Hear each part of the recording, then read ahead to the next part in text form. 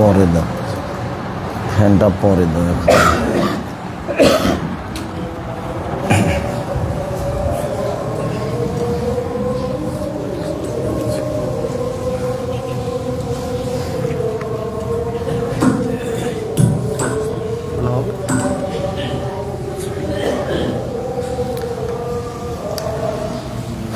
إن الحمد لله نحمده ونستعينه من يهده الله فلا مضل له ومن يضلل فلا هادي له وأشهد أن لا إله إلا الله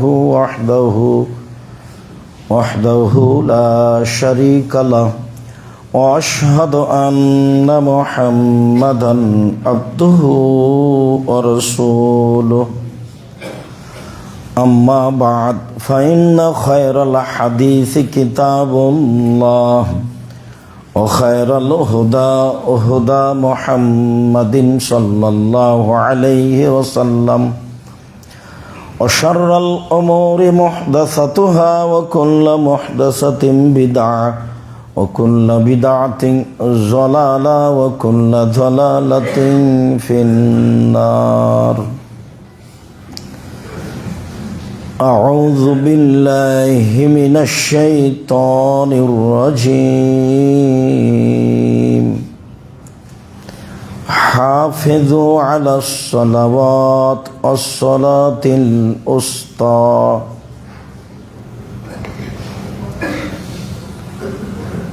عن أبي هريرة رضي الله تعالى عنه قال قال رسول الله صلى الله عليه وسلم الصلوات الخمس والجمعة إلى الجمعة ورمضان إلى رمضان مكفرة لما بينهن إذا اجتنبت الكبائر. رواه البخاري ومسلم. عن أبي هريرة رضي الله تعالى عنه قال قال رسول الله صلى الله عليه وسلم أرأيتم لو أن نهرا بباب أحدكم اغتسل فيه كل يوم خمسا هل يبقى من درنه شيء؟ قالوا لا يبقى من درنه شيء. قال رسول الله صلى الله عليه وسلم ذلك مثل صلوات الخمس يمحو الله بهن الخطايا. রাহ বুখারী মুসলিম। সম্মানিত দিনী ভাই বোন, প্রশংসা আল্লাহর জন্য, শান্তি অবতীর্ণ হোক আল্লাহর রাসূলের উপর সাল্লাল্লাহু আলাইহি ওয়াসাল্লাম। আমরা বিগত জুমায় অবগত হয়েছি যে আমাদের এই লম্বা সময়ে দীর্ঘ সময় ধরে আমরা পবিত্রতার উপর আলোচনা করছিলাম। পবিত্রতার আলোচনা শেষ হওয়ায় আজকের জুমায় আমাদের আলোচনা রয়েছে সালাত সম্পর্কে। আমরা আজকে সালাত সম্পর্কে আলোচনা করতে গিয়ে সালাতের ফজিলত, সালাত আদায় করলে কি পেতে পারি, এ নিয়ে আমরা আলোচনা করব ইনশাআল্লাহ। সামনের জুমায় এই বিষয়ই থাকবে, পরবর্তীতে নিয়ম ইনশাআল্লাহ। সম্মানিত দিনী ভাই বোন, আমরা বিগত জুমায় যা আলোচনা করছিলাম তাতে একটি গুরুত্বপূর্ণ কথা ছুটে যায়, আর তা হচ্ছে যে মহিলারা ঋতুবতী হলে সালাত আদায় করবে না বা করবে, বিষয়গুলি অবগত হচ্ছিলাম। তার একটি বিষয় ছিল সন্তান প্রসবের কারণে মহিলাদের সালাত আদায় করতে হবে না, ঊর্ধ্বে সময়সীমা 40 দিন। এ কথা আয়েশা রাদিয়াল্লাহু তাআলা আনহা বলেন। আয়েশা রাদিয়াল্লাহু তাআলা আনহা বলেন রাসূল সাল্লাল্লাহু আলাইহি সাল্লাম বলেছেন, সন্তান প্রসবের কারণে যে রক্ত আসে এর কারণে তাদেরকে সালাত থেকে বিরত থাকতে হবে।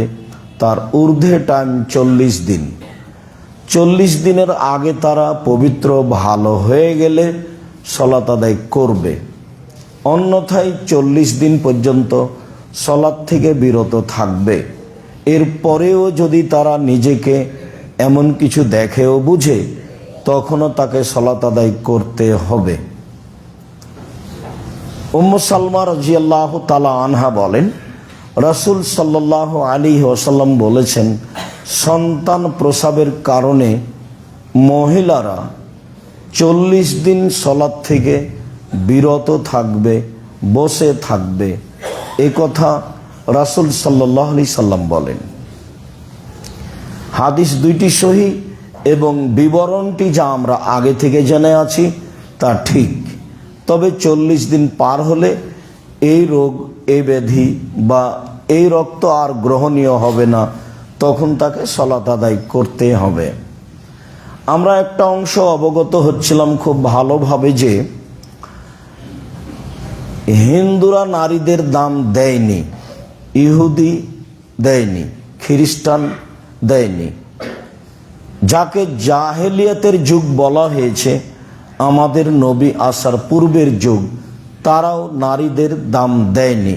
মর্মে আমরা পেশ করছিলাম আল্লাহ কিভাবে নারীদের দাম দিলেন, মুহাম্মদ সাল্লাল্লাহু আলাইহি সাল্লাম কিভাবে নারীদের দাম দিলেন। মর্মে বলতে গিয়ে একটি গুরুত্বপূর্ণ হাদিস আয়েশা রাদিয়াল্লাহু তাআলা আনহা থেকে ছিল। তিনি বলেন যে আশরাবুল মা ওয়া আনা হায়েদ, আমি নিজে পানি পান করি তখন আমি ঋতুবতী। সুম্মা উনাবিলহু, তারপর আমি গিলাসটা রাসূলের হাতে দিই। ফায়াদা ও ফাহু ফি মাউদি ফিয়া, দেখি তিনি মুখ লাগালেন গিলাসের সেখানেই যেখানে আমি মুখ লাগিয়ে পানি পান করেছি। রাসূল সাল্লাল্লাহু আলাইহি সাল্লাম তার স্ত্রীর কাছে বিক্রি হয়ে যাননি, এটা আপনি ভুল বুঝবেন না। আল্লাহ বলছেন অজাআলনা বাইনাহুম মাওয়াদ্দাতা ওয়া রাহমা, আমি আল্লাহ স্বামী স্ত্রীর মাঝে ভালোবাসা, ভ্রাতৃত্বভাব সৃষ্টি করেছি। সেইটা কি? আমাদের দেশে তো কথায় কথায় তালাক। ওরাও যেমন আছে 19-20 সহ্য করে না, তোমার বাসায় থাকবো না, তুমি ছেড়ে দাও, এই এই কথা নাই, সতা নাই। মাস 6 মাস বছর চলছে, কথা বলে না স্বামীর সাথে, খুব ঘুরছে। ছেলে আছে, মেয়ে আছে, ছেলের বন্ধুরা আছে, মেয়ের বান্ধবীরা আছে, আত্মীয় স্বজন আছে, তার সাথে চলছে, সংসার কাটাচ্ছে। স্বামীর আর কি প্রয়োজন? এমনটা গতিবিধি তাদেরও আছে, এমনটা গতিবিধি পুরুষেরও আছে।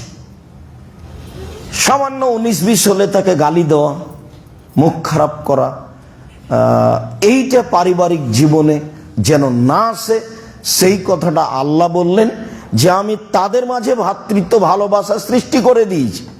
তো তাদের মাঝে যে আল্লাহ করে দিয়েছেন, তো আল্লাহ কি নিজে এসে দেখাবেন? মুহাম্মদ সাল্লাল্লাহু আলাইহি সাল্লাম বাস্তব দেখালেন, তা আমি আর আপনি সেভাবেই দেখাবো, এটা আমাদের জিম্মেদারি। তা আপনি যদি এখন বলেন আমার স্ত্রী তো আমাকে সহ্যই করে না, পানি এভাবে খাওয়া তো বহু দূরের কথা, কতদিন থেকে আমাকে পানি দেয়নি সেই হিসাব। এখন বিবেচনাটা আপনার কাছে। এত ভালোবাসার পরেও তালাকের বিধান আল্লাহই দিয়েছে। এত ভালোবাসার পরেও বুঝের জন্য 90 দিন সময়ও দিয়েছেন, যাতে করে মানুষ তাড়াতাড়ি বিপদে না পড়ে। আয়েশা রাদিয়াল্লাহু তাআলা আনহা বলেন, ওয়া আতারাকুল আরকা ওয়া আনা হায়েদ, আমি নিজে একটা গোস্ত দাঁতে ছিঁড়ে খেতাম। আয়েশার নিজস্ব বিবরণ, হাদিস বুখারী মুসলিম। তারপর আমি গোস্তের টুকরা রাসূলের হাতে দিতাম। ফায়াদাউ ফাহু ফি মাউদি ফিয়া, আমি দেখেছি গোস্তের ওখানেই তিনি মুখ লাগিয়েছেন যেখানে আমি মুখ লাগিয়ে গোস্তটা ছিঁড়ে খেয়েছি। এটা দিয়ে আমি আর আপনি কি বুঝলাম? তখন তো ঋতুবতী তিনি। ইহুদিটা বলছে ওকে বাড়িতে রেখে আসো, ছাই তোলা প্লেটে খেলে দাও, ওই প্লেটটা দিয়ে গিলাসটা দিয়ে ময়লা লেগা আছে, যেটা রুচি হয় না। আর জাহেলিয়াত তো বলেছে যে ওদেরকে বাড়ির পিছন দিকে একটা হিপস কুঁড়ে ঘর বানিয়ে রেখে দিতে হবে, সেখানে খাবে। কুষ্ঠরোগী মানুষ যেমন যেভাবে মানুষ বেঁচে চলে, হিসাব করে চলে, তার সাথে সেভাবে চলতে হবে। আর ওই মহিলার সাথে রাসূল সাল্লাল্লাহু আলাইহি সাল্লাম কি করলেন তা আয়েশা রাদিয়াল্লাহু তাআলা আনহা পুরো জীবন জাতির সামনে দিয়ে গেলেন যে আমি এইভাবে রাসূলের সাথে চলেছি, থেকেছি। সম্মানিত দিনী ভাই বোন, অবশ্যই বিষয়টি উভয় পক্ষ থেকেই গ্রহণ করতে হবে, ধৈর্যের পরিচয় দিতে হবে। সমস্যা হলেই একেবারে যা ইচ্ছা তাই বলে ফেলতে হবে তা নয়, ও তো শয়তান করাচ্ছে। আপনি যখন বলেন ওও তখন বলে পাশাপাশি, তখন ভাবে দুইজনই যে ও কিছু বলতে পারে, আমি পারি না। আল্লাহ রসুল বললেন যে জিজ্ঞাসা করা হলো বাঁচার পথ কি, তো বলছে আলজেম্মাল লেসানাক, মুখখান বন্ধ রাখো, বেঁচে যাওয়া, এটাই তো উত্তর। আল্লাহ রসুলকে বলা হলো বাঁচার পথ কি, তাহলে বাঁচার পথ কি মানে জাহান্নাম থেকে বাঁচার পথ কি, বাঁচার পথ কি মানে সমাজ থেকে বাঁচার পথ কি, বাঁচার পথ কি মানে ঝামেলা থেকে বাঁচার পথ কি, তো উত্তর কি বললেন? মুখখান বন্ধ রেখো, এটাই তো এক নম্বর কথা। আর দুই নম্বরে বললেন জরুরি প্রয়োজন ছাড়া বাড়ি ত্যাগ করা হবে না। আপনারই হবে না তো আপনার বউ বেটি বহুদূরের কথা। এই যে দিন রাত সিঁড়িতে উঠছে, এটাই মহিলাগুলো কি সবই হিন্দু? এগুলো কি সবই ইহুদি খ্রিস্টানের? এদের কি কারো বাপ নেই? এদের কি কারো স্বামী নেই? এদের কি কারো ভাই নেই? এই সমাজই, এই পিতাই, এই ভাই, এই স্বামী নারীদেরকে একেবারে মাটিতে মিশিয়ে দিয়েছে, কুকুর শ্রীগালে পরিণত করেছে। এরাই অসভ্য। ও তো দামি সম্পদ। আল্লাহ রসুল বলছেন আলমারা তো আওরা, মহিলা হচ্ছে ঢেকে রাখা বস্তু, ঘেরে রাখা বস্তু, সম্মানী বস্তু, ওর একটা দাম আছে। ওই যদি নিজেই রাস্তা রাস্তায় গড়ে বেড়াই, সবার সামনে খালি হয়ে ঘুরে, তো ওর দাম কে দিবে? ও তো ইবলিসের সাথে আছে। এখন ঠেকাবে কে? ঠেকাবে তার বাপ, ঠেকাবে কে? ঠেকাবে তার স্বামী। আল্লাহ রসুল এটাই কথা বলছেন। তা আমাদের পক্ষ থেকে আর কি করার আছে? সম্মানিত দিনী ভাই বোন, রাসূল সাল্লাল্লাহু আলাইহি সাল্লাম যথাযথভাবে নারীকে মূল্যায়ন করেছেন। আয়েশা রাদিয়াল্লাহু তাআলা আনহা এবং উম্মে সালমা বা স্ত্রীর মাধ্যমে তা বাস্তব জাতির কাছে দিয়ে গেছেন। আল্লাহ তাআলা নারীদেরকে যথাযথভাবে মূল্যায়ন করেছেন, যেভাবে করা লাগে, অর্থ সম্পদ দিয়ে, মান সম্মান দিয়ে, ইজ্জত আবরু দিয়ে। আল্লাহ অনেক কিছু বলেছেন নারীদের ব্যাপারে, বিস্তারিত বিবরণ। কিভাবে কথা বলবে, কিভাবে চলবে, কিভাবে রাস্তায় হাঁটবে, তার বিবরণ আল্লাহ নিজে দিয়েছেন নারীকে লক্ষ্য করে। অথচ ইহুদি বলছে ও কিছুই না, ও তো ডাইনি, স্বামীকে খেয়ে নাই। আর খ্রিস্টান যা বলছে তো বলছে, যা আপনারা জানেন। হিন্দুরা যা করেছে তা করেছে, যা করছে তা করছে, তা তো আপনারা জানেন। সাত করে বাজনা দিয়ে, বিবাহ শাদী দিয়ে বিদায় করে দিয়েছে, টাকা পয়সা দিয়ে। আর কোনোদিন এখানে এসে অর্থ সম্পদ চাইবা না, চিরদিনের জন্য বিদায় হয়ে যাও। কান্নাকাটি যাই হোক, জমি জায়গা হবে না। কান্নাকাটি যাই হোক, বাড়ি ঘর হবে না। আল্লাহ বলছেন ভাই বোন মিলে হিসাব করে ঢাকা শহরের বাড়ি ভাগ করে নিবে। আল্লাহ বলছেন, আল্লাহর নবী বলছেন, এবং বিষয়টি শক্তভাবে দেখা হয়েছে। জমি, অর্থ সম্পদ, বাড়িঘর বোনকে দেয় না, এটা শনি, রংপুর, দিনাজপুর, লালমিনহাট, নীলফামারী, কুড়িগ্রাম, পঞ্চগড়, ঠাকুরগাঁ, গাইবান্ধা, জয়পুরহাট, বগুড়া, এসব ডিস্ট্রিক্টের লোক দেয় না বলে আমরা শুনি। উত্তরবঙ্গের লোক, দক্ষিণবঙ্গের লোক যথাযথ দেয়। হয়তো বা আপনি বলবেন আব্দুর রাজ্জাক সাহেব কাছাকাছি সবাই একই। হ্যাঁ, হতে পারে। আর মনে হয় যেন এত দামি সম্পদ বোনকে দিয়ে দেব, ভগ্নিপতি ভোগ করবে। কেমনে হয়? এটা আমার আর আপনার কিছু করার নাই, এ তো বিধান উপর থেকে। এখানে আমার আর আপনার কিছু করার নাই, এ তো বিধান উপর থেকে। আল্লাহর সরাসরি বিধান মেনে নেওয়াতে কল্যাণ আছে। তখন আমি ওই ছেলেটাকে বলেছি যে তোমার পিতাকে যদি আমি কুকুর শ্রীগালের চেয়ে খারাপ প্রমাণ করতে না পারি, জাতির সামনে আমি কোথায় বলবো না। তোমার দাদা মারা গেছে আজ থেকে 10 বছর আগে, এখন পর্যন্ত তোমার আব্বা তোমার ফুপুকে জমি বুঝিয়ে দেয়নি। তুমি তোমার আব্বাকে কালকে বলিও, আব্বা ভাগ্য নিয়ে এসেছে দুনিয়াতে, ভাগ্য ছেড়ে আসেনি। ভাগ্যে যদি জমিদারি থাকে জমিদারি করে খাবো, ভাগ্যে যদি ভিক্ষা করা থাকে ভিক্ষা করে খাবো। ফুফুর জমি খেয়ে বাঁচতে রাজি নই। আমি কি ভাগ্য ছেড়ে এসেছি? না আব্বা, আমি তো ভাগ্য ছেড়ে আসিনি, আমি তো ভাগ্য নিয়ে এসেছি। আর আপনারা তার জাজল্য প্রমাণ 2 বছর 5 বছর আগে দেখিয়েছিলাম। ও গাড়ি ঠেলতো, বেটা পিছন দিকে, গাড়ি পিছন দিক থেকে ঠেলতো, আর বাপ ওই গরুর গাড়ির মতো চাকাওয়ালা সামনের দিক থেকে টেনে যেত, কাপড়ের বস্তা।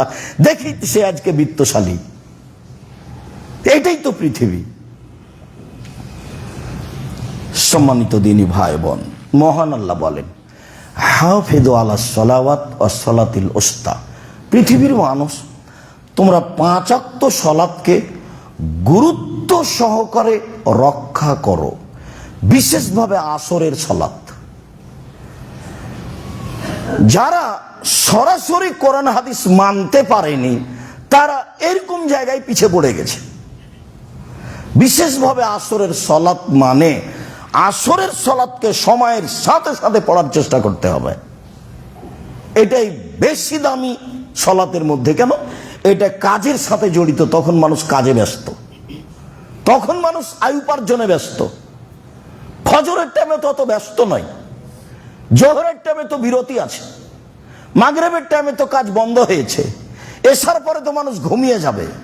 তাহলে সবচেয়ে ব্যস্ত মানুষ আসরের টাইমে, সেই সালাতকে মানুষ নিয়ে গেছে সূর্য ডোবার পূর্বে। প্রায় মসজিদে তাই, আপনার কিছু করার নেই। মহান আল্লাহ বলেন, পৃথিবীর মানুষ 5 ওয়াক্ত সালাতকে যথাযথভাবে আদায় করো, বিশেষভাবে আসরের সালাত। মহান আল্লাহ বলেন, কাদ আফলাহাল মুমিনুন আল্লাযীনা হুম ফি সালাতিহিম খাশিউন, যারা ভয় ভীতি নিয়ে নির্ধারিত সময়ে সালাত আদায় করে তারাই সফল হলো। এটা আল্লাহ বলছে। আবু হুরায়রা রাদিয়াল্লাহু তাআলা আনহু বলেন, রাসূল সাল্লাল্লাহু আলাইহি সাল্লাম বলেছেন, আউয়ালু মা ইসআলুল আবদু ইয়াউমাল কিয়ামাহ সালাত, বিচারের মাঠে মানুষকে যখন তার জীবনের সব কর্ম সম্পর্কে জিজ্ঞাসা করা হবে, তখন আল্লাহর পক্ষ থেকে মানুষকে প্রথম যেটা জিজ্ঞাসা করা হবে সেটা সালাত। তবে কোন জায়গাতে বর্ণনায় আসবে প্রতিবেশী হক, মানুষের হক আমি কেমন আদায় করেছি, আপনি কেমন আদায় করেছেন, এ মর্মে যে বিষয়গুলিতে জিজ্ঞাসা হবে, জমি জায়গা দখল করা আর সবকিছু, পাড়া প্রতিবেশী ভাই বোন তার সাথে কেমন চলেছি, তখন প্রথম জিজ্ঞাসা হবে 2 প্রতিবেশী। প্রতিবেশীর সাথে টিকাও খুব কঠিন, খুবই কঠিন, এমনিতে লেগে যায়, কথাই বলা যায় না। তখন আল্লাহ রাসূল বলছেন, আরবাউন লিসাদা, সুখময় জীবনের জন্য 4টা জিনিস লাগে। 4টা জিনিস আছে যার, সুখময় জীবন তার, সুখময় জীবন তার 4টা জিনিস আছে যার। 1, আলমারাতুস সালেহা, ভদ্র নম্র বুদ্ধিমতী নরম আচরণের স্ত্রী। আচরণ নরম হতে হবে, খাস্টা মেস্টা যদি হয়, আর যদি কথা একবার উল্টে ধরে একটুকু শান্তি পাবেন না। সারাদিন পরিশ্রম করে বিকাল 5টায় বাড়িতে ঢুকেছেন, ঢোকার সাথে সাথে এমন কিছু বললো যে সেটা আর মাথায় সরে না সারা রাত, পরের দিন সকালে আবার চলে গেলেন। আল মারাতুস সালেহা, মেজাজ হতে হবে নরম মহিলার, গতিবিধি হতে হবে ঠান্ডা, স্বভাব হতে হবে ভদ্র নম্র, তার কথা কর্মই, কথার সাথে সাথে স্বামীর সবকিছু ঠান্ডা হয়ে যাবে, রাগটা সব চলে যাবে। ওকে ওই জন্য সৃষ্টি করা হয়েছে। আল্লাহ বলছেন যে আমি মহিলাকে সৃষ্টি করেছি তার স্বামীকে শান্তি তৃপ্তি দেওয়ার জন্য, কথা আল্লাহ বলেন। মুহাম্মদ সাল্লাল্লাহু আলাইহি সাল্লাম বলতেন, তাও তো আপনি বলতেন যে মানুষ বলেছে। আল্লাহ বলছেন যে আমি নারীকে শান্তি তৃপ্তির জন্য সৃষ্টি করেছি।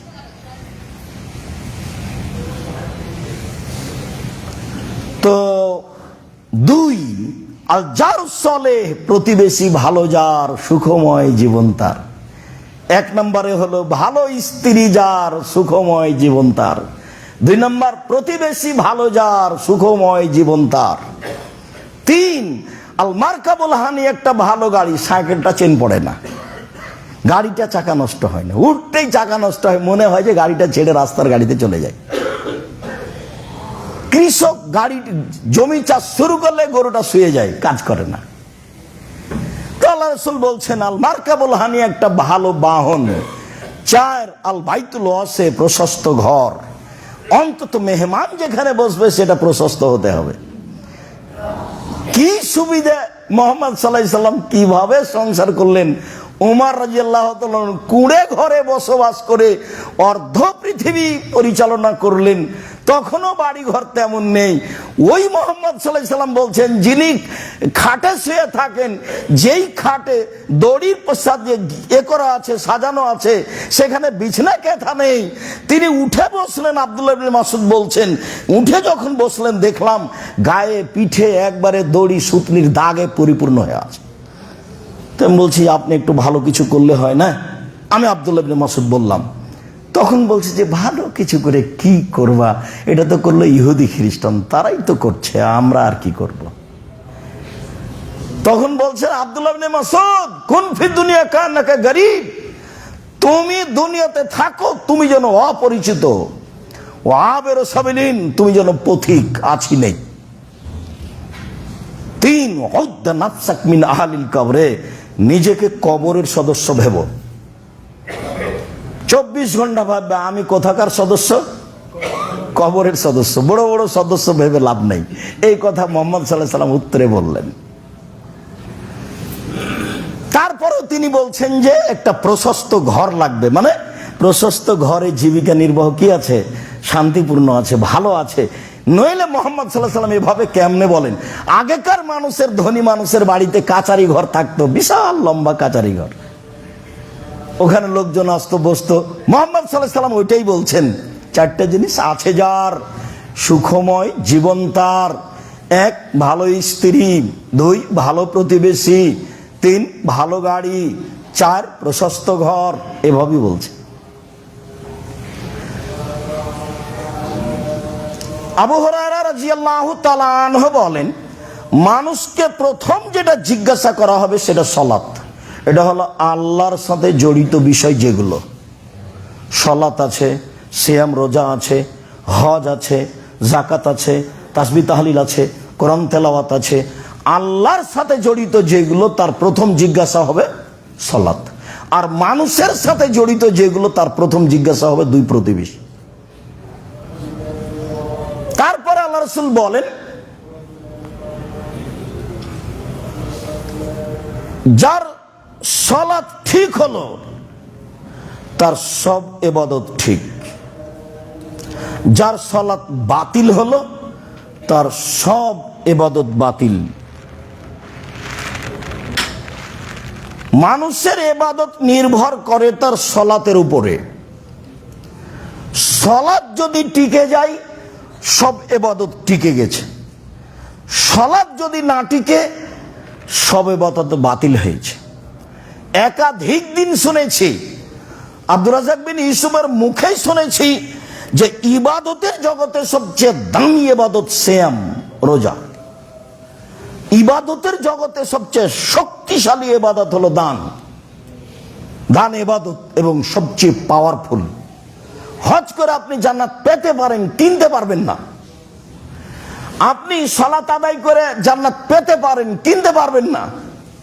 সিয়াম রোজা থেকে আপনি জান্নাত পেতে পারেন, আপনি কিনতে পারবেন না। দান করে আপনি জান্নাত কিনে নিতে পারেন। আল্লাহ বলছে যে আমি জান্নাত বিক্রি করেছি, ও টাকা পয়সার বিনিময়ে আমি বিক্রি করে দিয়েছি। তা আল্লাহ বলছে, উনি বলছেন বিক্রির শব্দ, আল্লাহ নিজে। তা আমি আর আপনি কিনতে পারি কি করে? যেহেতু আল্লাহ বিক্রি করে দিয়েছেন, তা আমি আর আপনি কিনি, তাহলে পথেটে। এরপরেও যদি বিচারের মাঠে সালাত না টিকে, তাহলে কোন ইবাদত টিকবে না, সব বাতিল হবে। এক ভিন্ন ধরনের ইবাদত।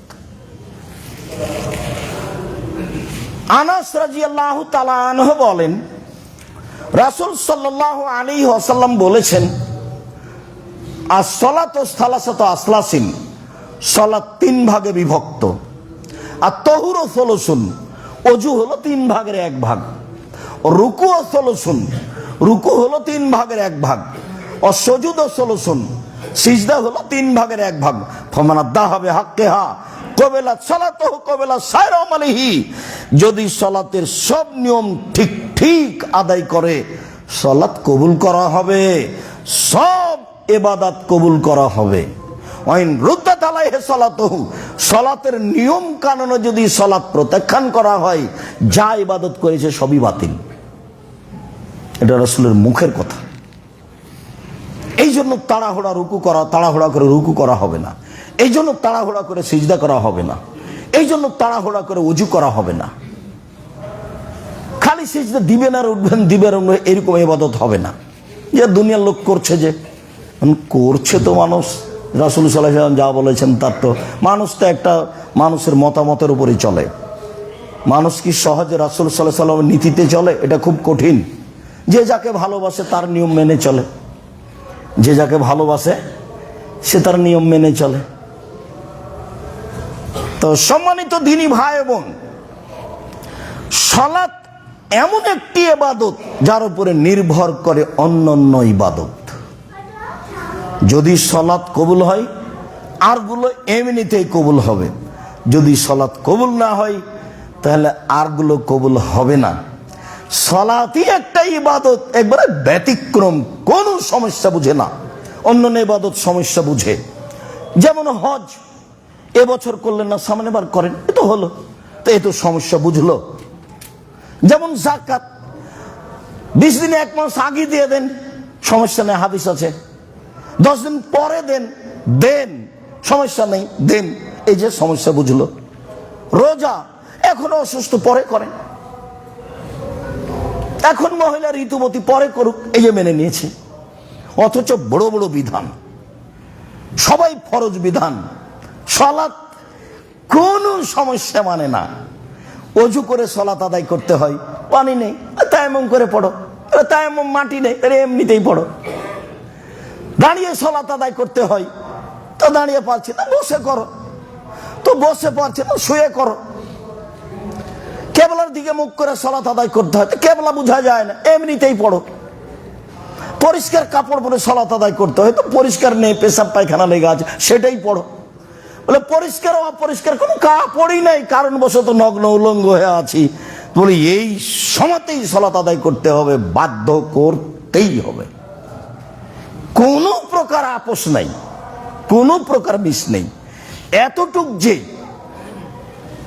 শতকরা 95 জন মুসলিম যেটা বুঝতে চায় না, যেটা আল্লাহ রাসূল সহজ করেছেন, সেটা হলো সফরে আছেন, তখন জোহর 2 আসর 2 একসাথে পড়ে নেন।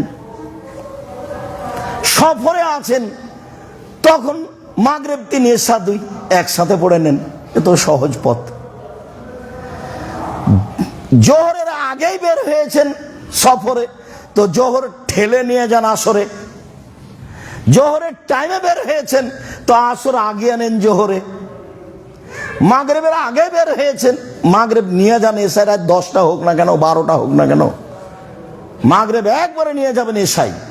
মাগরিবের টাইমে বের হয়েছেন, এশা নিয়ে চলে আসেন মাগরিব। সব সহিহ হাদিস, সময়ের গতিতে সব আসবে ইনশাআল্লাহ।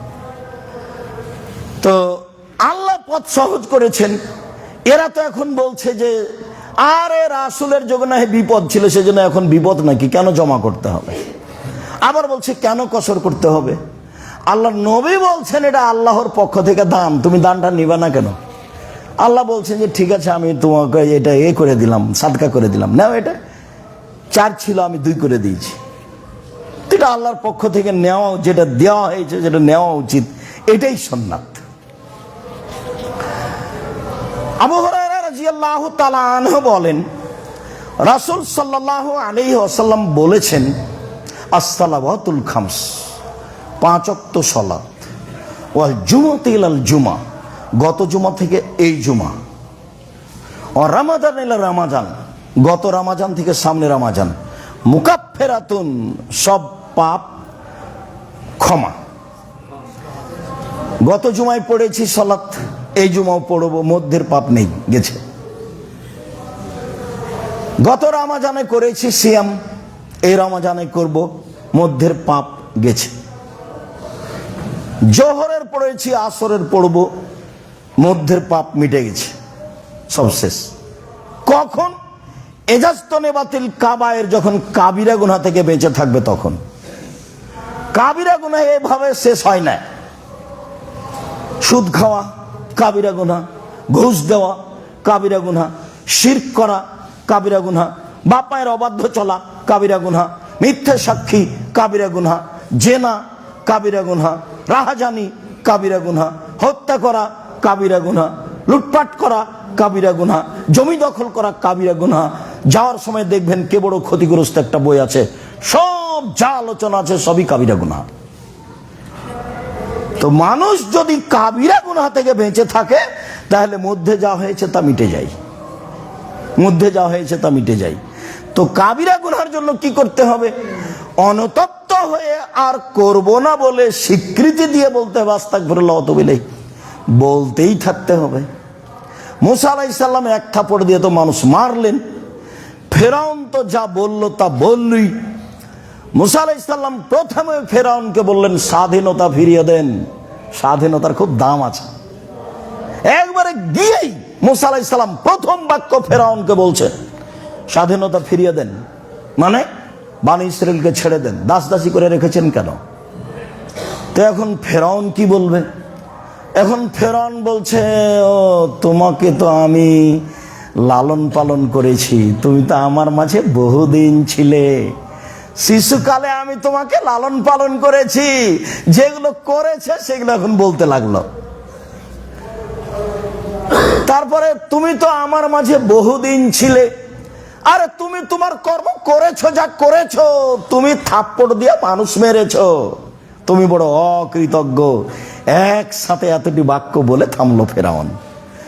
তখন মুসা আলাইহিস সালাম বলছেন, হ্যাঁ আমি যা করেছি তা করেছি, তখন আমি ভুল পথে ছিলাম, মানে আমি থাপ্পড় দিয়ে মানুষ মেরেছি, আমি তোমার ভয়ে দেশ ছেড়েছি, আমার প্রতিপালক আমাকে জ্ঞানে গুণে পূর্ণ করেছেন, তিনি আমাকে নবী করেছেন, তুমি আমার প্রতি অনুগ্রহ করেছো, অনুগ্রহ করে তুমি আমাকে খোটা দিয়েছো, খোটা দিয়ে তুমি বনী ইসরাইলকে দাস দাসীতে পরিণত করেছো, তুমি বড় উদ্ধত স্বৈরাচার সীমা লঙ্ঘন করেছো। এই পর্যন্ত মুসা আলাইহিস সালাম বললেন। দাওয়াত সরকারকে দিতে হবে, পদটা দখল করতে হবে না, পদটা দখলের জন্য চেষ্টা করতে হবে না, এটা হলো বোকামি, তখন হবে মারামারি। ওকে বলতে হবে আপনি ঠিক হন। এই যে ফেরাউনের চেয়ে দাম্ভিক, বদ, স্বৈরাচার, জুলুমবাজ পৃথিবীর ইতিহাসে কেউ নেই। সেখানে সেখানে মুসা আলাইহিস সালাম এইভাবে কথা বলেছে। আবু হুরায়রা রাদিয়াল্লাহু তাআলা আনহু বলেন, রাসূল সাল্লাল্লাহু আলাইহি ওয়াসাল্লাম বলেছেন, আরাইতুম ইন্না বাবিকুম ফি নাহারিন ইয়াগতাসিলু ফিহি কুল্লা ইয়াউমিন খামসা মাররা আও খামসান। আচ্ছা তোমরা কি মনে করো, সঙ্গী সাথীকে বলছে, আচ্ছা সঙ্গী সাথী তোমরা কি মনে করো, তোমাদের বাড়ির সামনে যদি একটা নদী থাকে, সেখানে যদি 5 বার গোসল করো, হালিয়াবকামিন দারানিহি শায়, তাহলে কি গায়ে ময়লা থাকবে? মানে বেশি পরিষ্কার করলে তো ময়লা থাকে না, তাহলে কি ময়লা থাকবে? কালু লায়াবকামিন দারানিহি শায়, জি না, তা তো থাকবে না। স্বীকৃতি নিলেন, তা তো থাকবে না। তখন আল্লাহ রাসূল বলছেন, ফাযালিকা সালাওয়াত মিসলু যালিকা সালাত ইয়ামুল্লাহু বিহিন্নাল খাতায়া। এই 5 ওয়াক্ত সালাত দিয়ে আল্লাহ সব পাপ মিটিয়ে দিবেন, মধ্যে যেগুলো ছিল সেগুলো গেছে। কাবিরা গুনাহ ব্যতীত যা হবে ওইখানে বাক্যটা ছেড়ে এসেছি। তো মুসা আলাইহিস সালাম এক থাপ্পড় দিয়ে মানুষ মারলেন, এখন মরা পর্যন্ত বলতে থাকলেন, রব্বি ইন্নী যালামতু নাফসি ফাগফিরলি, হে আমার প্রতিপালক আমি ভুল করেছি, আমাকে মাফ করো। আল্লাহ বললেন যে আমি মাফ করে দিলাম, এর পরেও বিচারের মাঠে যখন আমরা যাব তার কাছে, যে আপনি তো খুব দামি মানুষ, আল্লাহর সাথে কথা বলেছেন, এমন তো কেউ সুযোগ পায়নি, সরাসরি বিশাল সব দামি মানুষ আপনি, আপনার সম্মান ভাবাই যায় না। আল্লাহর নবী বলছেন, সবাই যখন কিয়ামতের মাঠে অজ্ঞান হয়ে যাবে, তখন সর্বপ্রথমে আমার জ্ঞান ফিরবে। জ্ঞান ফিরলে আমি দেখব মুসা আলাইহিস সালাম আল্লাহর আরশ ধরে ঝুলছেন, তখন তার জ্ঞান পূর্ণ। তো আমি বলতে পারছি না মুসা আলাইহিস সালামের জ্ঞান কি আমার আগেই ফিরেছে, না তুর পাহাড়ে অজ্ঞান হয়ে গেছিলেন, সেটা শোধ হয়ে গেছে, আজকে অজ্ঞানী হননি। বুঝতে পারেননি কথা মনে হয়। যখন সবাই দাবি জানিয়েছিল আপনাকে মানবো আল্লাহ বলে, মুসা একটু আল্লাহকে দেখাও না, তাই কি আর দেখা যায়? না দেখালে তোমাকে মানতে পারছি না। তাহলে ঠিক আছে চলো তুর পাহাড়ে, ওই পাহাড়ে চলো, দেখো ওইদিকে, দেখো তো ওইদিকে তাকিয়ে আছে, একটা বিদ্যুৎ হওয়াতে সব অজ্ঞান হয়ে গেছে, সবাই এখন মরে পড়ে আছে। তখন মুসা আলাইহিস সালাম বলছেন, আল্লাহ আরো তো বিপদ হলো, এখন তার আমি বাড়ি যেতেই পারবো না। আমি কি জবাব দিব? তো তুমি এদের জীবিত করে দাও, তাহলে আর একবার কিয়ামত দেখেছে সবাই।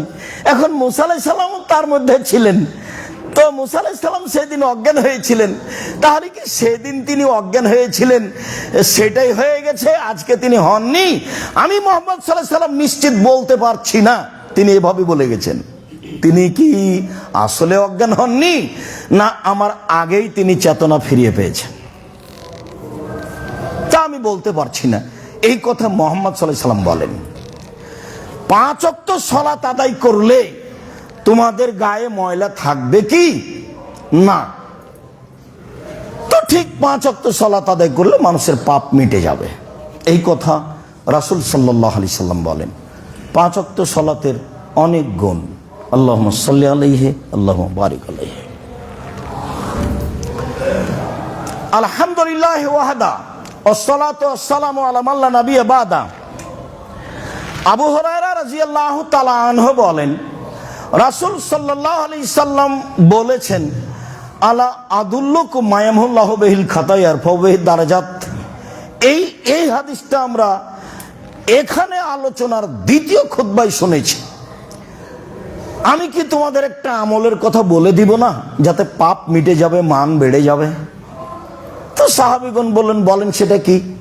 তো আল্লাহ রাসূল বললেন, ইসবাগুল ওযু, ভালো করে ওযু করা। 2, কাসরাতুল খুতা ইলাল মাসাজিদ, পায়ে হেঁটে মসজিদে যাওয়া। 3, ইন্তেজারুস সালাত বাদা সালাত, সালাতের পরে সালাতের অপেক্ষা করলে পাপ মিটে যাবে, মান বেড়ে যাবে। ফলাফলে আরো আছে যে হয়ে যাবে সেই দিনের মতো যেদিন তার মাতাকে জন্ম দিয়েছে, নিষ্পাপ হয়ে যাবে। ওযু করে যখন মানুষ সালাত আদায় করে তখন মানুষ নিষ্পাপ হয়ে যায়। যেমন ওযুর হাদিসে একটা হাদিস শুনেছি, জাল ওযু ইয়াহদু মা কানা কাবলাহু, ওযু অতীতের সব পাপকে মিটিয়ে দেয়। তো সালাতও সব পাপকে মিটিয়ে দেয়। এই ক্ষমতা আল্লাহ তাআলা সালাতের মধ্যে দিয়েছেন, মুহাম্মদ সাল্লাল্লাহু আলাইহি সাল্লাম সেভাবেই বলেছেন। তো এখন সালাত কবুল হওয়া না হওয়া সেটা আমাদের বিষয়, আমরা যেভাবে জানবো বুঝবো সেভাবে আমলের চেষ্টা করব ইনশাআল্লাহ। আব্দুল্লাহ ইবনে মাসউদ রাদিয়াল্লাহু তাআলা আনহু বলেন, একজন লোক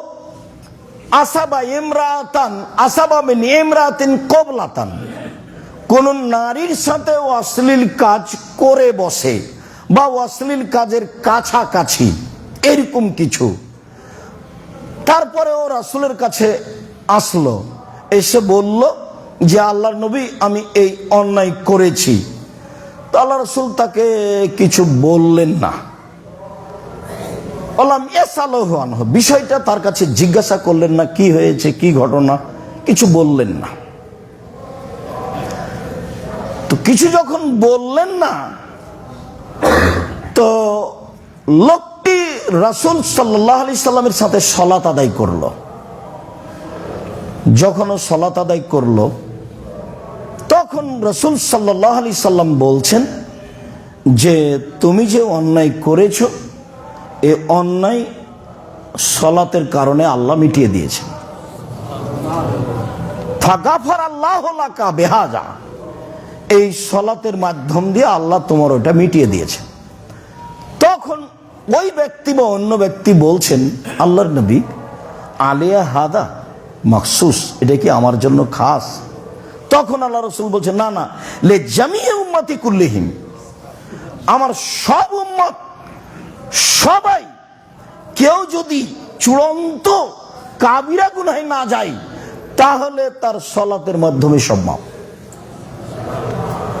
আবার আনাস রাদিয়াল্লাহু তাআলা আনহু বলেন, যা রাজুলুন লিন নবী সাল্লাল্লাহু আলাইহি সাল্লাম ওয়াকালা ইন্নী আশাদ্দু হাদ্দান ফাকিমহু আলাইয়া। একটা লোক এসে বলছে, আল্লাহ রাসূল আমি এমন একটা অপরাধ করেছি যাতে আপনাকে শাস্তি দিতে হবে, অতএব আপনি আমাকে শাস্তিটা দিয়ে ফেলেন। তখন আল্লাহ রাসূল তাকে কিছু বললেন না। ফাহাজারাতি সালাত, ইতিমধ্যে সালাতের টাইম হয়ে গেছে। ফাসাল্লামা নবী সাল্লাল্লাহু আলাইহি সাল্লাম, লোকটি রাসূলের সাথে সালাত আদায় করলো।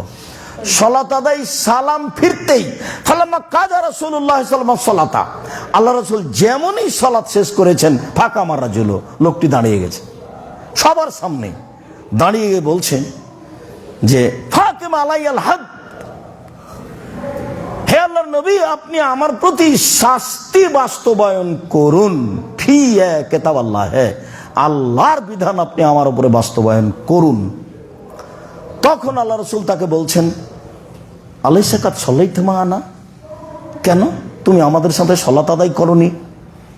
হ্যাঁ আপনার সাথে, না হ্যাঁ আপনার সাথে আমি সালাত আদায় করলাম।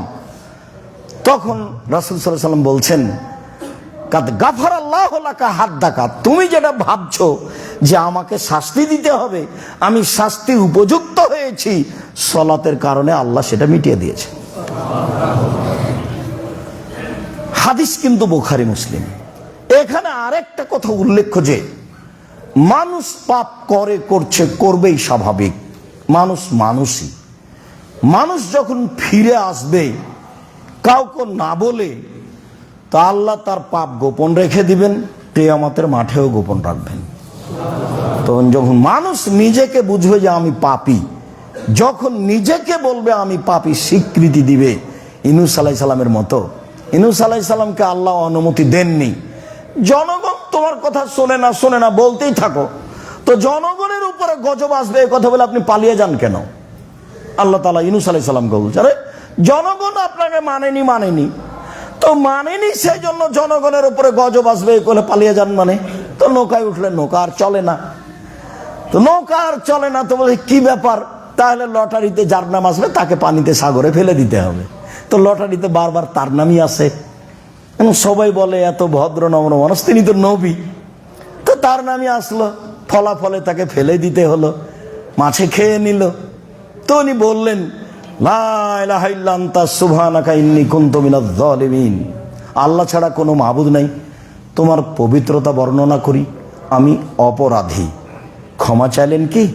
না, তো ক্ষমা চাননি। ক্ষমা চেয়েছেন আদম আলাইহিস সালাম, ক্ষমা চেয়েছেন মূসা আলাইহিস সালাম, কিন্তু ইউনূস আলাইহিস সালাম ক্ষমা চাননি, বললেন যে আমি অপরাধী। স্বীকৃতি দিবেন, স্বীকৃতি মানে আর করব না, স্বীকৃতি দিবেন, স্বীকৃতি মানে আর করব না, তখন আল্লাহ ক্ষমা করতে পার, ক্ষমা করতে থাকবেন, আবার হলে আবারও ক্ষমা করবেন, আবার হলে আবারও ক্ষমা করবেন। ও তো একাধিক দিন শুনেছি যে ইবলিস বলল ঠিক আছে আমি আপনার রহমত থেকে চলে যাচ্ছি, আমার একটা কথা শুনতে হবে। কি কথা? কিয়ামত পর্যন্ত বেঁচে থাকার সুযোগ দিতে হবে। দিলাম। আচ্ছা তাহলে আপনার সম্মানের কসম, আমার ইজ্জতের কসম, আপনার মর্যাদার কসম, কিভাবে আদমের ছেলে মেয়ে জান্নাতে যায় সেটা আমি দেখে ছেড়ে দেবো। ওর দেহে যতদিন শ্বাস আছে ওকে আমি পাপী করবই, করেই ছাড়বো। এটা তো ইবলিসের জিদ, কিয়ামত পর্যন্ত বেঁচে থাকবে, আপনার জন্য জানি মানি শত্রু। তখন আল্লাহ তাআলা বললেন আচ্ছা ঠিক আছে, আদমের ছেলে মেয়ে যতবার আমাকে বলবে ভুল হয়েছে ততবার আমি ক্ষমা করে দেবো। উনি তো শক্তি প্রয়োগ করে ইবলিসের সামনে বললেন যা তুই কিছু করতে পারবি না, এ তো বললেন না। তার মানে ইবলিস তার কর্মে বহাল থাকবে, ও হলো খোলাখুলি শত্রু, সব সময় অন্যায়কে ভালো করে দেখাবে, অন্যায়কে ভালো করে দেখাবে। একবারে যেই জমি 3 বার বিক্রি করেছেন, 4র্থবারে যখন বিক্রি করতে যাবেন তখন ও শয়তান বলবে হ্যাঁ ঠিক আছে করে ফেলাম, হ্যাঁ ঠিক আছে করে ফেলাম। সব সময় খারাপটাকে ভালো করে দেখাবে, দেখাতে পারে। আদম আলাইহিস সালামের সামনে বলছে আমি উত্তম উপদেশদাতা, আপনি আমার কথা শোনেন। সরাসরি যদি ইবলিস এসে বলে থাকা হবে না এখানে, আল্লাহ আপনাকে ফাঁকি দিয়েছে, ধোকা দিয়েছে, এই কথাকে আর আদম আলাইহিস সালাম মুসলমান তো নবী, এখন এসেই বলছেন আমি উত্তম উপদেশদাতা, আমি হচ্ছি পৃথিবীর সবচেয়ে বড় উপদেষ্টা, এই পৃথিবীর সবচেয়ে বড় উপদেষ্টা, আমি উত্তম কল্যাণকামী, আমার কথা শোনেন আপনি। আল্লাহ আপনাকে জান্নাতে থাকতে দিবেন না, সেই জন্য ফল খেতে নিষেধ করেছেন, তারপর আর নেই। এখন স্ত্রী বলছেন খাও না, খাও, কত বলে লোকটা, কসম করে বলে খাও না, এত শক্ত করে বলে। তা আদম আলাইহিস সালাম ভাবছেন কেমন কথা হলো, আল্লাহ এখনই নিষেধ করলেন এটা খেতে হবে, ভাবছেন। কিছুক্ষণ পরে আবার চলে এসেছে, এসে বলছে যে আমি উত্তম উপদেশদাতা, উত্তম ভালো, খায়ের শব্দ ব্যবহার হয়েছে কোরআন মাজিদে। আবার নাই, তখন বউ আবার বলছে, তখন খেয়ে ফেলেছেন। সবাই যখন বলে খেয়ে ফেলি, যেমন খেয়ে ফেলেছেন, তখন আল্লাহ বলছেন না আমি তো এটা বলিনি, আমি তো নিষেধ করেছি। এবার তখন উনি তো বলতে লাগলেন, রব্বানা যালামনা আনফুসানা ওয়া ইল্লাম তাগফির লানা ওয়া তারহামনা লানাকুনান্না মিনাল খাসিরিন। আব্দুল্লাহ ইবনে মাসউদ রাদিয়াল্লাহু তাআলা আনহু বলেন, রাসূল সাল্লাল্লাহু আলাইহি সাল্লামকে আমি জিজ্ঞাসা করলাম যে আইয়ুস সালাতে আহাব্বু ইলাল্লাহ, আইয়ুল আমালে আহাব্বু ইলাল্লাহ, আমলের মধ্যে সবচেয়ে প্রিয় আমল আল্লাহর কাছে কোনটা, এটা জিজ্ঞাসা। এবার উত্তর দেখেন, হাদিস কিন্তু বুখারী মুসলিম। আস-সালাতু লিওয়াক্তিহা, সালাতকে নির্ধারিত সময়ে আদায় করা আমলের যুগে সবচেয়ে, আমলের জগতে সবচেয়ে উত্তম আমল। খালি 5টার সময় আজান দিয়ে আসর পড়লেই হবে? সূর্য ওঠার সময় আজান দিয়ে ফজর পড়লেই হবে? সূর্য ডুবার পরপরই একটু পরই আজান দিয়ে এশা পড়লেই হবে? এশার সালাত যত দেরি হবে তত নেকি বেশি আছে। মাগরিবের সালাত যত তাড়াহুড়া করে নির্ধারিত সময় হবে তত বেশি নেকি আছে। আসরের সালাত যত একবারে নির্ধারিত সময়ের উপরে হবে তত নেকি বেশি আছে। এ তো বিধান, এ তো আর একজনকে মেনে চলা, আসলে কিছু নয়। কিন্তু আসলে হলো এই যে ইউনূস আলাইহিস সালামকে স্বীকৃতি দিতে হবে, আসলে হলো এই যে আপনাকে মেনে নিতে হবে। জি, নবী বলেছেন, মেনে নিলাম। আর কে কি বলে সেটা ভাববার সুযোগ নেই, খালি মেনে নেওয়া। সালাত তো আমাকে 5টার সময় আসরের পড়াই লাগলো, তো এখন সেইটা পড়তে চাচ্ছি 3টে, 3:15, 3:30। তো সেটা আল্লাহ রাসূল বলছেন, জিজ্ঞাসা হলো সবচেয়ে উত্তম আমল কোনটি, তখন উত্তর কি আসলো? সালাতকে তার নির্ধারিত সময়ে আদায় করা। হাদিস বুখারী মুসলিম। আমি আবার জিজ্ঞাসা করলাম, সুম্মান, বলেন তারপর কোনটা? তখন তিনি বললেন, বিররুল ওয়ালিদান, পিতামাতাকে মেনে নেওয়া। আমলের জগতে সবচেয়ে প্রিয় আমল হলো পিতামাতাকে মেনে নেওয়া। 3। আমি আবার জিজ্ঞাসা করলাম তারপরে? তিনি বললেন, আল জিহাদু ফি সাবিলিল্লাহ, আল্লাহর পথে জিহাদ করা। তো আল্লাহর পথে জিহাদ তো আসলে আমরা বাস্তব দেখতে পাই না। কেতাল পার্টি রাতে রাতে মানুষ মেরে দিয়েছে, ওরা বলছে আমরা মুজাহিদ। এটা তো নয়। ঘুমের ঘরে মানুষকে মেরে দেওয়া, তো এটা তো জিহাদ নয়। আমরা কেবল লাভবান পাই, বিস্তারিত লিখেছি, বইয়ের নাম কেবল লাভবান। তাতে কোনটা জিহাদ কোনটা কেতাল তা আমরা বিস্তারিত দেখেছি, যা লিখেছি সেটা যাওয়ার সময় দেখবেন।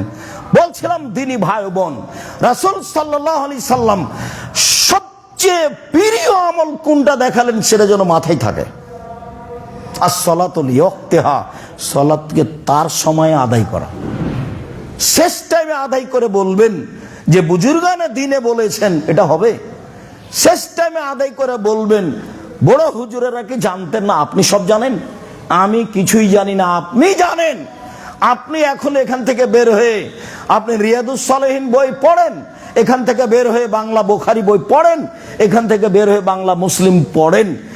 যেইটা আপনার কাছে সিদ্ধান্ত আসবে বিবেচনায় সেটাই করবেন, তবে কোনো জায়গাতে ভালোবাসা রেখে করবেন না।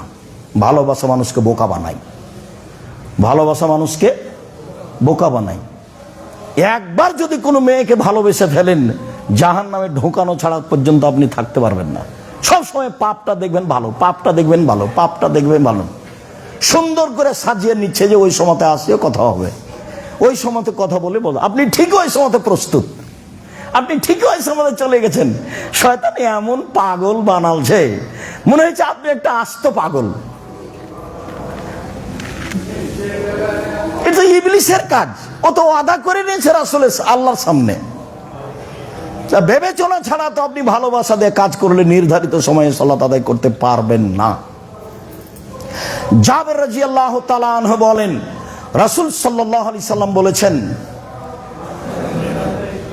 বাইনাল আবদি ওয়া বাইনাল কুফরি তারকুস সালাহ, সালাত আদায় করে যে সে মুসলমান, সালাত আদায় করে না যে সে কাফের। হাদিস মুসলিম। জাবের রাদিয়াল্লাহু তাআলা আনহু বলেন, রাসূল সাল্লাল্লাহু আলাইহি সাল্লাম বলেছেন, আল আহাদুল্লাযী বাইনানা ওয়া বাইনাহুম, আমাদের মাঝে আর ইহুদি খ্রিস্টানদের মাঝে ওয়াদা অঙ্গীকার যেটা, আমাদের মাঝে আর ইহুদি খ্রিস্টানদের মাঝে তফাত যেটা, সেটা হলো সালাত। ওরা সালাত আদায় করে না, আমরা করি। ওরা সালাত আদায় করে না, আমরা করি। এই হলো সালাত। উবাদা ইবনে সামিত রাদিয়াল্লাহু তাআলা আনহু বলেন, রাসূল সাল্লাল্লাহু আলাইহি ওয়াসাল্লাম বলেছেন, আস-সালাওয়াতুল খামস, 5 ওয়াক্ত সালাত, ইফতারাদাহুন্নাল্লাহু তাআলা, আল্লাহ এটা ফরজ করেছেন। মান আহসানা ওযুহুন্না, কোন ব্যক্তি যদি সালাতের ওযুকে সুন্দর করে করে, ওয়া সাল্লাহুন্না লিওয়াক্তিহিন্না, সালাতকে তার যদি নির্ধারিত সময়ে আদায় করে, কথাটা কিন্তু বারবার আসছে, ফাসাল্লাহুন্না লিওয়াক্তিহিন্না, সালাতকে তার যদি নির্ধারিত সময়ে আদায় করে, ইন্নাস সালাতা কানাত আলাল মুমিনিনা কিতাবাম মাওকুতা, নিশ্চয় সালাত মুমিনের উপরে নির্ধারিত সময় লেখা আছে, আল্লাহ বলছেন। এখন আল্লাহ নবী বলছেন তাকে যদি নির্ধারিত সময় আদায় করে, তারপরে বাক্যটা শোনেন, ওয়া আতাম্মা রুকুহুন্না ওয়া খুশুহুন্না, রুকু সিজদাটা ঠিক ঠিক করে, ভীতিটা ঠিক ঠিক দেখায়। অমনোযোগী হয়ে সালাত আদায় করলে হবে? 20 রেখাত তারাবি পড়ছেন, 10 রেখাতের পরে মাথায় হাতে বলছেন আল্লাহ সুবহান, আরো 10 আছে, কখন যে হবে, বিরক্তির শেষ নাই। আর সিজদা দিলেন আর উঠলেন, দিলেন আর উঠলেন। কেরাত কমিয়ে দেন, কেরাত পড়েন অল আসর, অল আসর ইন্নাল ইনসানা লাফি খুসর ইল্লাল্লাযিনা আমানু ওয়া আমিলুস সালিহাত ওয়া তাওয়াসাউ বিল হক ওয়া তাওয়াসাউ বিস সাবর। বাস রুকুতে চলে যান, রুকু ঠিক মতো করবেন, এবারে চাঙ্গা করে সুন্দর করে, সময় আসলে বিস্তারিত বলবো ইনশাআল্লাহ। সিজদা সুন্দর করে করেন, একবারে চাঙ্গা করে সুন্দর করে সিজদা করবেন।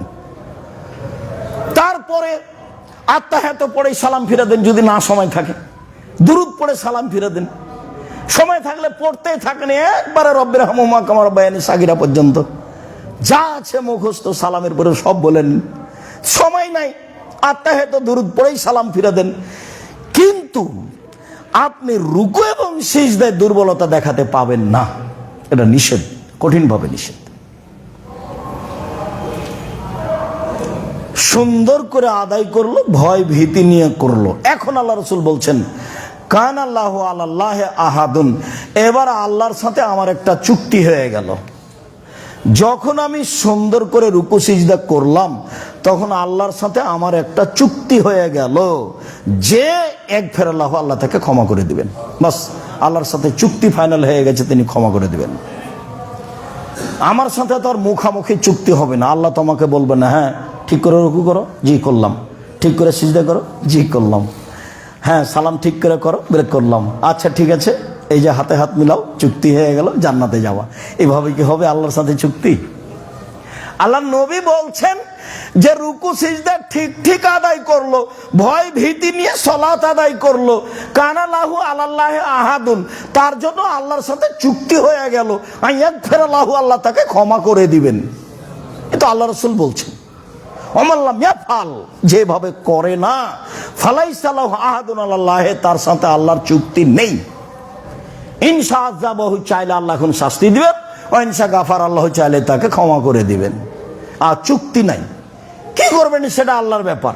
আর যদি আমি ঠিক ঠিক সালাত আদায় করি সময় মতো, তাহলে আমার তার সাথে কি হয়ে গেছে? চুক্তি হয়ে গেছে। মুখামুখি তার সাথে কোনো কথা হয় না। এখন মুহাম্মদ সাল্লাল্লাহু আলাইহি সাল্লাম বলছেন যে মসজিদ আল্লাহর ঘর, আমি যে মসজিদে বসতে চাচ্ছি, যার যে মালিক তার কাছে অনুমতি নাও। কিভাবে নিব? আমি তো আর বলতে পারি না আল্লাহ আমি আপনার ঘরে বসতে চাচ্ছি, এটা কি হবে? তো হবে না, তো হবে না। তো আপনি কিভাবে করবেন? অনুমতি নেবেন। 2 রাকাত সালাত, 2 রাকাত সালাত আদায় করেন, অনুমতি হয়ে গেছে। এটাই বিধান। মুহাম্মদ সাল্লাল্লাহু আলাইহি সাল্লাম বলছেন, তার সাথে জিবরাইলের সাথে আমার আপনার কথা হয় না।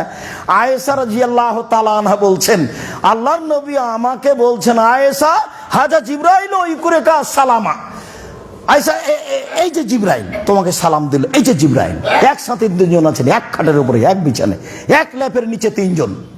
মুহাম্মদ সাল্লাল্লাহু আলাইহি সাল্লাম, আয়েশা রাদিয়াল্লাহু তাআলা আনহা, জিবরাইল আলাইহিস সালাম, এক বিছানে, এক খাটের উপরে, এক ল্যাপের নিচে তিনজন।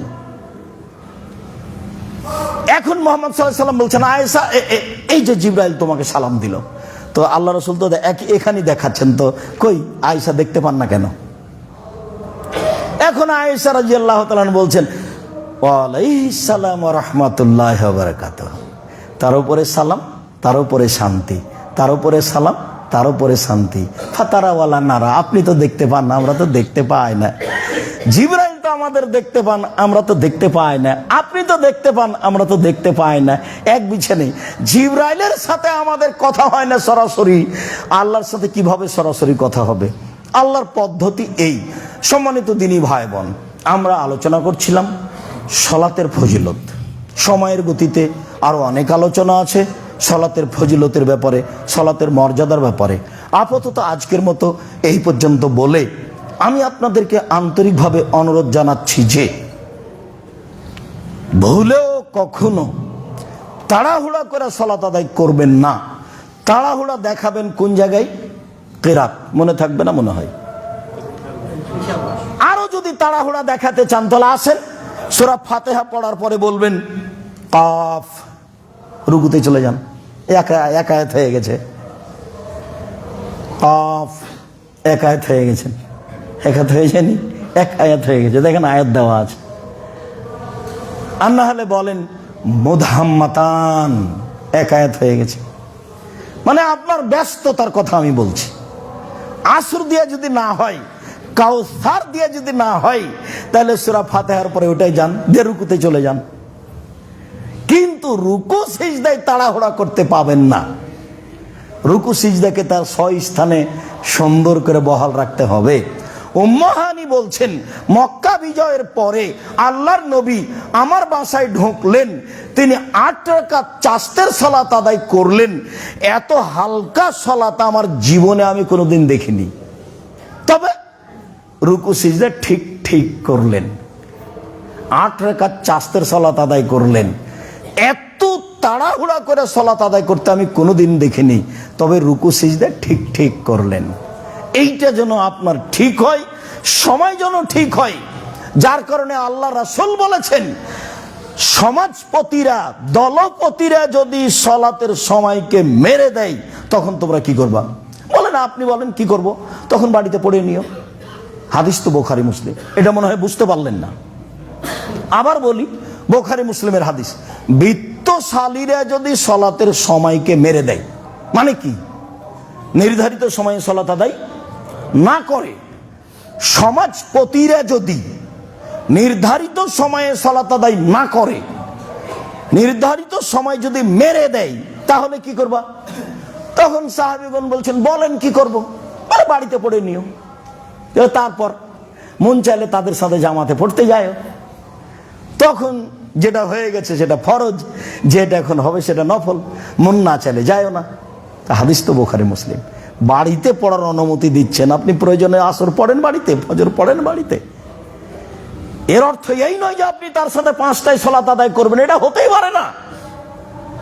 এই নয় যে আপনি সূর্য ওঠার সময় পূর্ব আপনি সালাত আদায় করবেন, এটা হতেই পারে না। আমি তো এটা বললাম, আপনার তো বিবেচনা আছে। মাছ দিয়ে ভাত খেলে আপনি কাঁটা ফেলে খান, কাঁটা সহ খান না। আর ঢাকা শহরে 1 শতক জমি কিনলে তার যে কত কাগজ, 22, 62, 72 জমি জরিপ আছে কিনা, এই আছে কিনা, সেই আছে কিনা, খারিজ আছে কিনা, সব দেখেন। আর রাসূলের বিধানটা পরকালের জন্য করবেন, এটা একটু দেখা লাগবে না? আব্দুল রাজ্জাক সাহেবের কথা ছেড়েই দিলাম। আমি তো মানুষ, আমি তো বিবেচনা করে দেখতে পারি। আপনি বিবেচনা করে দেখবেন, এটাই ঠিক। ইবাদতের জগতে সবচেয়ে দামি ভিন্ন ধরনের ব্যতিক্রম ইবাদত, যেই ইবাদতের কোনো আপোষ নাই, পৃথিবীতে কোনো আপোষই নাই, পড়তেই হবে। মানুষের জীবনে সবচেয়ে গুরুত্বপূর্ণ, সবচেয়ে ব্যতিক্রম ইবাদত হলো সালাত, যার সাথে কিয়ামত পর্যন্ত, তার বয়স শেষ হওয়া পর্যন্ত আপোষ করতে পারবে না, যার জরিমানা নেই। হুজুর বলছেন জানাজার সময়, এই ছেলে তোমার বাপের কয়েকটা সালাত কাজা হয়েছে? লো হুজুর 3 ওয়াক্ত। আচ্ছা আচ্ছা, 5 5 15 1,500 টাকা দাও, জানাজা করে দিল।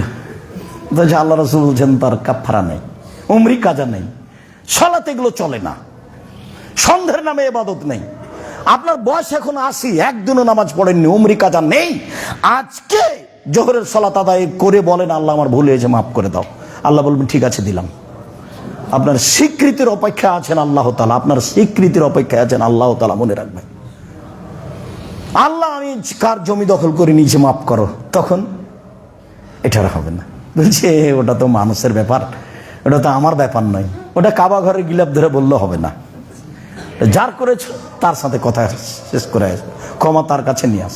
আমার সাথে যেগুলো জড়িত, সুদ খেতে খেতে একবারে ব্যাংক ব্যালেন্স পূর্ণ হয়ে আছে কোটি কোটি টাকা, আজকে বলছো যে আজকে আর থেকে আমি সুদ খাবো না, বন্ধ করলাম, আমাকে মাফ করো। ঠিক আছে করলাম। আপনার স্বীকৃতি যেমন ঠিক আছে তেমন, বুঝেননি কথা? আপনার স্বীকৃতি যেমন ঠিক আছে তেমন। আপনি একটু বলেন, ইউনূস আলাইহিস সালামের স্বীকৃতিতে কোনো ত্রুটি ছিল?